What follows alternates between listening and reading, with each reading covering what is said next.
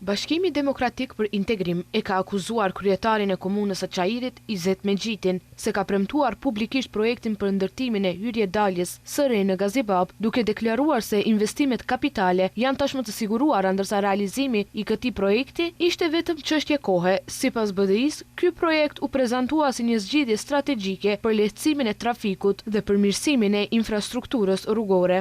Bekir Ramani nga BDI theksoi se premtimet e Mexhitit se hyrje-dalja e re do të krijonte qasje më të lehtë drejt autokomandës, do të përmirësonte lidhjen me rrugën Cvetan Dimov dhe rrugën John Kennedy dhe se në rast të trafikut të rënduar, rruga Yahya Pasha do të shërbente si alternativë funksionale për qytetarët. Ne pyesim publikisht, ku janë investimet që u premtuan si të sigurta? Ku është projekti konkret dhe në cilën fazë ndodhet? A u përdor ky projekt vetëm si mjet për të fituar vota?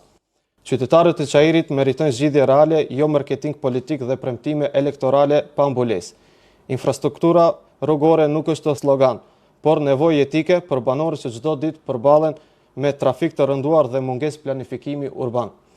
Dhe se sipas tij, sot qytetarët përballen me një realitet krejt tjetër, ku nuk ka transparencë për fondet e premtuara, nuk ka plan konkret për realizim dhe nuk ka asnjë shenjë serioze se investimet kapitale që u promovuan ekzistojnë realisht. Ramani gjithashtu ka bërë të ditur se BDI kërkon transparencë të plotë për projektin dhe financimin e tij, afate konkrete për realizim dhe përgjegjësi politike për çdo premtim të pambajtur.